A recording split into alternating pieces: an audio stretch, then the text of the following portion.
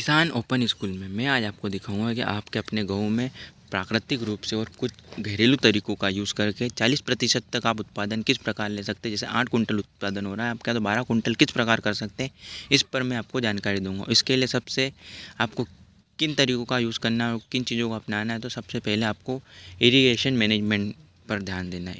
Irrigation management से ही आपके यहाँ गेहूँ में 40% तक उत्पादन बढ़ाया जा सकता है। ये देखिए, ये गेहूँ का पौधा है, ये गेहूं की फसल है।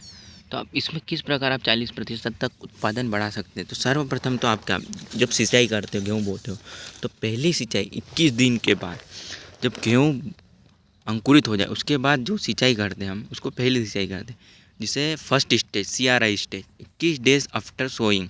इस समय आप सिंचाई करोगे तो पौधे को पूर्ण पोषक तत्व और रूट ग्रो बहुत अच्छी होगी। सेकंड सिंचाई में क्या होता है, टिलरिंग स्टेज। जो टिलरिंग स्टेज होती है, तो टिलरिंग स्टेज पर ये देखिए टिलरिंग स्टेज और टिलरिंग स्टेज, और इसमें आपको गेहूं में दिखाता हूँ, ये टिलरिंग जो बन रहे हैं, ये टिलर्स जो निकलते हैं, इसको टिलरिंग स्टेज बोलते हैं। ये टिलर्स हैं। तो इस टिलरिंग स्टेज पर आप सिंचाई करते हो तो पौधे में अधिक टिलरिंग्स निकलते हैं, और अधिक टिलरिंग्स निकलेंगे, टिलर्स निकलेंगे, तो आपके यहाँ पर जो गेहूं में जो बालियाँ बनेगी वो भी अधिक बनेगी। तो इस समय आप सिंचाई 40 दिन में कर देना चाहिए पौधे में। थर्ड स्टेज में जॉइंटिंग स्टेज, ये देखिए जॉइंटिंग किस प्रकार पौधे, तो थर्ड स्टेज में ही होता है 60 दिन की, जब सिंचाई करते हो 60 दिन का जब पौधा हो जाता है उस अवस्था में सिंचाई करते हो, तो पौधे को 60 दिन की अवस्था में क्या होता है, पौधे में जॉइंटिंग्स बनते हैं। उस समय आप सिंचाई करते हो तो पौधे में जॉइंटिंग अच्छे बनते हैं और ज़्यादा मात्रा में बनते हैं और स्वस्थ बनते हैं। तो उससे क्या होता है कि आपके यहाँ जो प्रोडक्शन होगा और पौधे में जो जाइलम फ्लोएम जो होते हैं और जो कोशिकाएं होती है वो बहुत अच्छी स्वस्थ रहती है। अगर इस समय पानी नहीं मिला तो जॉइंटिंग में कमी रह जाएगी और जिससे पौधा तना मजबूत नहीं बनेगा। इस समय आपको सिंचाई करनी चाहिए जॉइंटिंग स्टेज पर। अब फोर्थ स्टेज आती है फ्लावरिंग स्टेज।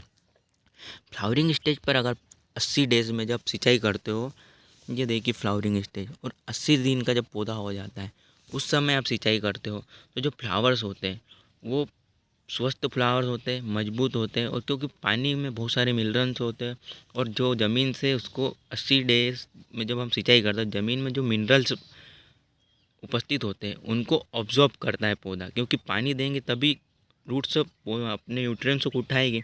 इसलिए आपको 80 डेज या आफ्टर सोइंग, यानी 80 दिन के बाद भी सोइंग मतलब इरिगेशन करना ही है।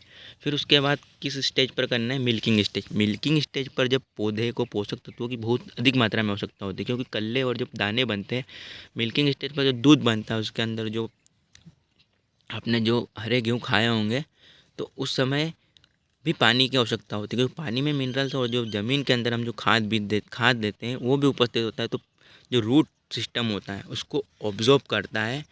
तो उस समय भी आपको 100 डेज मतलब 100 दिन का जब हो जाए उस समय भी आपको सिंचाई करनी है। और उसके बाद गेहूँ पकने की स्थिति में, ये देखिए 120 डेज में, इस स्थिति में भी आप अगर सिंचाई करते हो, यानी 6 सिंचाई आप इस समय पर और इस शेड्यूल पर देते हो, नंबर ऑफ 6 और शेड्यूल, इस शेड्यूल से देते हो, तो आपके यहाँ गेहूँ में 40% तक उत्पादन क्षमता बढ़ जाएगी। ये हम नहीं कह रहे, ये Directorate of Wheat Research Karnal Haryana तथा Indian Council of Agriculture Research साइंटिस्टों के द्वारा माना गया है कि उन्होंने देखा कि इस प्रकार अगर सिंचाई करते हो तो आप अपने गेहूँ में उत्पादन की क्षमता बढ़ा सकते हो। ये देखिए, ये उसका शेड्यूल है, और हमने उसको आसान बनाने के लिए एडिट करके आपके लिए बहुत ही मेहनत की हमने, और ये पूरा चार्ट बनाया। कम से कम 2 दिन लगे थे इस चार्ट को तैयार करने में, क्योंकि सारी बुक्स से नॉलेज निकालना, उसके बाद इसका प्रिंट आउट लेना।